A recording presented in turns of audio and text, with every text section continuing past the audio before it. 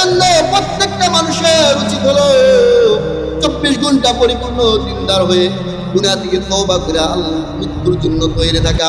গুনাহ হয়ে গেছে, বাড়ির সবাই যখন ঘুমায় পড়বে, শেষ রাত হয়ে গেছে, বিবাহ ঘুমায় গেছে, মা বাবা ঘুমায় গেছে, সন্তান পাশের রুমে ঘুমায় গেছে, আমি আপনি ওই সময় উঠা ঠান্ডা পানি দা ওযু করিয়া যাই নামাজ পড়ে 2 রাকাত নামাজ পড়ে যদি মালিকের কাছে দোয়া করি আর বলে, আল্লাহ আমি যত গুনাহ করেছি মালিক, আমার বিবি যদি জানে আমাকে স্বামী বলে পরিচয় দিবে না, আমি যত গুনাহ করেছি আমার মা যদি জানে, আমার বাবা যদি জানে আমাকে সন্তান বলে পরিচয় দিবে না, আমি জিন্দেগিতে যত অপরাধ করেছি আমার ভাই বোন যদি জানে আমাকে ভাই বলে পরিচয় দিবে না, আমি জিন্দেগিতে যত অপরাধ করেছি আমার সন্তান যদি জানে আমাকে বাবা বলে পরিচয় দিবে না।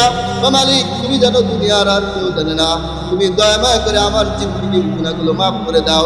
এ কথা বান্দা বলার সাথে সাথে যিনি আমার আপনার জিন্দেগির গুনাহ মাফ করে দিবেন তিনি কে? জোরে বলেন কে? এজন্য শেষ রাতে উইঠা আল্লাহর কাছে রুনাজারি করো, কারণ ওই সময় দোয়ার মুক্ষম সময় আমার আল্লাহ দুনিয়ার নিকটবর্তী আসমানে আইসা বান্দাকে ডাকতে ডাকে, কে আসো যাও যাও, আমি আমার বান্দার গুনাহ মাফ করে দিব। রিজিকের অভাব যার আছে আমার কাছে যাও, আমি আল্লাহ তার রিজিকের অভাব দূর করে দেব। আল্লাহ